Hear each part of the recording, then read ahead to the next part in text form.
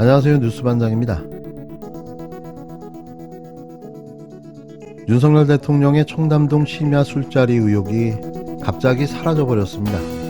윤 대통령 탄핵 사유로까지 언급되며 대한민국의 빅이슈로 떠오른 의혹이 부지불식간에 증발해 버렸는데요. 대통령의 심야 술자리 의혹은 발언의 당사자로 알려진 찰리 리스트가 남자친구의 추궁을 모면하기 위한 거짓말이었다고 경찰에 진술하면서 뒤집어졌는데요. 이를 마치 기다렸다는 듯 친여 성향 언론들은 앞장서 사실무근, 거짓 판명이라고 서둘러 정리해버렸습니다. 하지만 첼리스트의 진술 외에 객관적이고 과학적으로 입증된 수사 결과는 아직 나오지 않은 상태인데요. 결과에 이르는 물증도 제시된 바가 없습니다. 단지 거짓말이라는 말 한마디로 윤석열 대통령에게 치명타를 안겨줄 중요한 사건이 사라져버린 거죠. 청담동 술자리 의혹에 언급된 첼리스트와 남자친구의 7월 20일 전화 대화 녹취록을 들어보면 거짓말이라고 치부해버릴 수 없는 대화 내용들이 등장하는데요. 녹취록을 전부 들어봐도 그건 마찬가지였습니다. 첼리스트가 작가 지망생이 아니고서야 이렇게 세부적이고 논리적이기까지 한 거짓말을 순간순간 지어내서 했을 리가 만무한데요. 아니 사실 이건 불가능합니다. 이토록 정교하게 만들어낸 거짓말을 들어본 적이 있나요?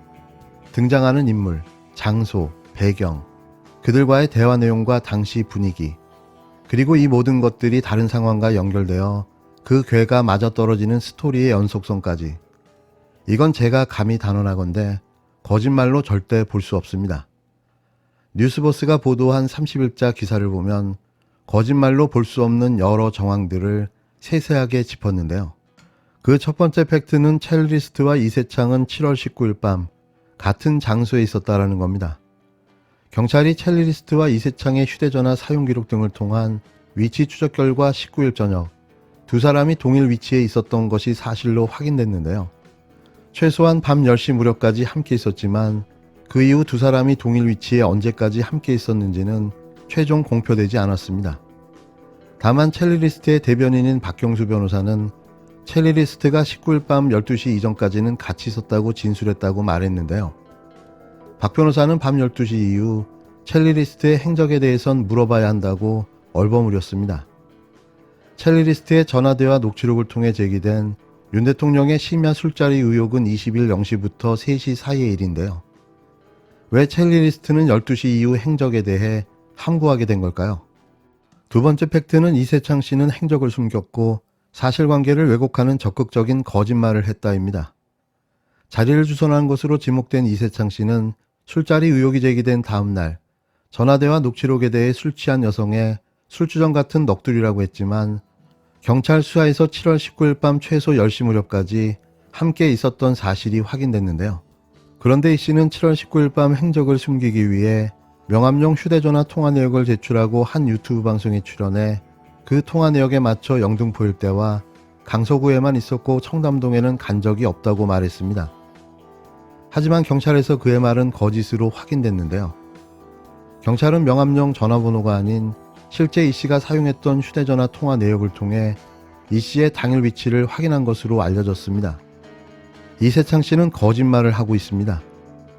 세 번째 팩트, 첼리리스트는 대통령의 심야 술자리 언급을 제3의 인물에게 2번 반복했다. 첼리스트는 남자친구 외에 또 다른 H씨와 몇 번 만난 사이인데 H씨에게 윤 대통령의 심야 술자리 얘기를 먼저 꺼낸 겁니다. H씨는 그 얘기를 들은 날짜까지 기억했는데요. H는 9월 21일 전화통화를 하던 중 첼리리스트가 어떻게 지냈다는 식의 근황을 얘기하다가 윤 대통령의 술자리 얘기를 먼저 자연스럽게 꺼냈다고 말했습니다. H씨는 그때 내가 윤 대통령의 심야 술자리 의혹을 알 턱이 없으니 뭘 물어보거나 하지도 않았는데 나온 얘기였다라면서 첼리리스트와 남자친구 간 전화대화 녹취록을 통해 알려진 내용에 50에서 70%가량이 그때 들었던 얘기와 같았다고 말했습니다. H씨는 이틀 뒤인 9월 23일 만난 적이 있는데 이때도 첼리리스트가 대화 도중 먼저 윤 대통령의 심야 술자리 얘기를 했다며 듣고만 있었지 꼬치꼬치 묻지 않았다고 했는데요. 자신의 남자친구의 추궁을 모면하기 위한 거짓말을 토씨 하나 틀리지 않고 제3의 인물인 H씨에게도 한 겁니다. 이게 과연 거짓말일까요? 네 번째 팩트, 대화녹취록과 첼리리스트 진술 일치 부분인데요. 김앤장 변호사를 소개받았다입니다. 첼리리스트의 전화 내용 녹취록에는 심야 술자리에 김앤장 변호사 30여 명이 있었고 이세창 씨가 김앤장 변호사에게 자신을 교수님이라고 소개했다는 대목이 등장하는데요. 박경수 변호사에 따르면 첼리리스트는 경찰 조사 때 10월 19일 밤 청담동 한 바에 7명에서 8명이 함께 있었는데 그중 김앤장 변호사가 있었고 이세창 씨로부터 소개받았다고 진술했다는 겁니다. 일단 대화 녹취록에 등장하는 시간대와 진술한 시간대가 다르고 참석자 수도 차이가 있긴 하지만 일행 중엔 김앤장 변호사가 있었고 이세창 씨로부터 소개받은 부분은 대화 녹취록과 일치하는데요. 분명 김앤장 변호사가 존재했고 그 자리에 있었다는 겁니다. 다섯 번째 팩트, 첼리리스트의 진술과 대화 녹취록의 불일치 부분인데요. 윤석열 한동훈이 있었다와 없었다입니다. 박경수 변호사에 따르면 첼리리스트는 이세창 씨와 동일 위치로 확인된 장소에 김앤장 변호사를 포함한 7, 8명이 있었지만 윤석열 한동훈은 없었다고 진술했는데요. 청담동 심야 술자리 의혹의 핵심은 심야 술자리에 윤 대통령이 있었느냐는 겁니다. 하지만 첼리리스트의 진술을 보면 다른 정황들은 대화 녹취록에 등장하는 상황과 맞아 들어가는 부분이 있지만 핵심 의혹인 윤 대통령 부분만 딱 부러지게 없었다며 그 이유를 남자친구에게 둘러대기 위해서였다라고 주장했는데요. 부분적 기억의 왜곡. 이건 대표적으로 진실을 감추다가 드러나게 되는 거짓말의 반증인데요. 숨겨야만 하는 그 부분만 기억이 소멸되고 없어지는 겁니다. 그렇다면 왜 첼리리스트는 거짓말을 한 걸까요? 그의 거짓말에는 동기가 있어야 합니다. 첼리리스트는 대한민국 대통령과 한동훈 법무부 장관을 판 이유를 남자친구에게 둘러대려고라고 말했는데요. 전화대화 녹취록에 등장하는 술자리 상황 설명이 거짓말이었는데 그 동기가 사실혼 관계에 있던 남자친구의 왜 늦게 오냐는 추궁을 피하기 위해서였다는 거죠. 이 추궁을 피하기 위해 대한민국 대통령과 법무부 장관이 등장하는 거짓말을 꾸며냈다? 이게 선뜻 이해가 가십니까? 설령 이 말이 맞다 하더라도 첼리리스트는 그로부터 2달 뒤에 전화통화를 하고 또 만나기로 했던 H씨에게 윤 대통령의 심야 술자리 언급을 할 이유가 있었을까요? 더군다나 H씨는 심야 술자리와 관련된 뭔가를 물어보려 해도 사전 정보 자체가 없으니 첼리리스트가 자발적으로 꺼내지 않았으면 알 수 없는 내용인 겁니다. 남자친구의 추궁을 피하려고 만들어낸 거짓말을 H씨에게 그대로 했다는 것 자체로 거짓말의 동기가 핑계를 만들어내기 위한 거짓말에 불과하다는 반증인데요. 아무리 생각해도 이해가 안 되는 대목인 거죠. 이는 이세창 씨가 적극적인 거짓말을 했듯이 공포감이 가득한 첼리리스트 역시 핵심적인 부분에서 전부 사실을 말할 수 없었을 텐데요.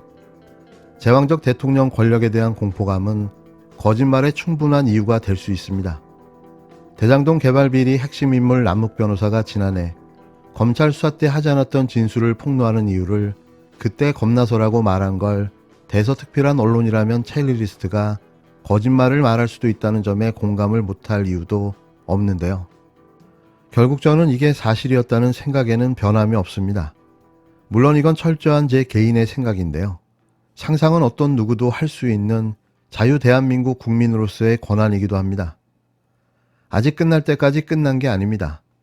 누가 봐도 사실인 폭로와 이걸 또 거짓이라고 뒤집는 자백. 다시 한번 꼼꼼하게 처음부터 하나씩 짚어봐야 할 필요가 있습니다.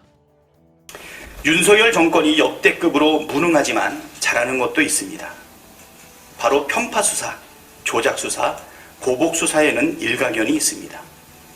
윤석열 정권은 정적 제거와 정치 탄압을 위해 서울중앙지검 제3차장 검사와 제4차장 검사 휘하의 공공수사 1, 2, 3부, 반부패 수사 1, 2, 3부를 총동원하고 있습니다. 서훈 전 안보실장에 대해 사전 구속영장을 청구하고 전임 문재인 정부를 친북으로 몰아가고 있습니다. 증거도 없는데 범죄자의 바뀐 진술을 근거로 야당 당사를 압수수색하고 허위사실을 버젓이 적시한 구속영장으로 당직자를 구속합니다. 대선 이후 야당 대표 관련 사건은 무려 235건 압수수색했습니다. 계좌가 헐도록 탈탈 털어도 나오는 게 없는데 계속 털어댑니다. 검찰이 전문 스토커도 아니고 수사를 하는 것인지 스토킹을 하는 것인지 알 수 없을 정도입니다. 거꾸로 자기 편 잘못은 덮어주고 못 본 척하는 것은 정말 잘합니다. 김건희 여사 관련 사건이 대표적입니다. 논문을 표절해도 허위 학력을 사용해도 주가 조작을 해도 눈 감아줍니다. 증인도 있고 물증도 있는데 못 본 척 시간 끄는 것, 모른 척하는 것 정말 잘합니다. 주가 조작 공모한 공범은 모두 구속돼도 돈을 댄 전주 아니냐 의심하는 사람, 주가 조작 주범 중 한 명 아니냐 의심받는 사람은 가만히 놔두는 걸 참 잘합니다. 장모 최은순 씨 사건은 또 어떻습니까? 은행잔고 증명서를 위조해도 아무 잘못도 아니라면서 그냥 봐줍니다. 녹취록도 있고 50억 받은 사람도 있는 50억 클럽 수사는 하세월입니다. 정말 탁월하지 않습니까? 윤석열 대통령은 틈만 나면 법치합니다. 그런데 윤석열 대통령의 법치는 우리가 아는 법치와는 전혀 다른 것 같습니다. 정적은 무슨 수를 써서라도 탄압하고 자기 편은 무슨 짓을 해도 봐주는 게 윤석열식 법치입니까? 윤석열 대통령이 법치의 뜻을 잘 모르는 것 같으니 바로 잡아드리겠습니다. 자욱이 마음에 드는 사람은 봐주고 자기 마음에 들지 않는 사람은 마구 벌하는 걸 인치라고 합니다. 봉건시대 절대 군주나 행했던 인치는 법치의 반대말입니다. 착각하고 계시는 것 같은데 윤석열 대통령은 왕이 아닙니다. 손바닥에 아무리 왕자를 써도 왕이 될 수 없다는 점 덧붙여 말씀드리겠습니다.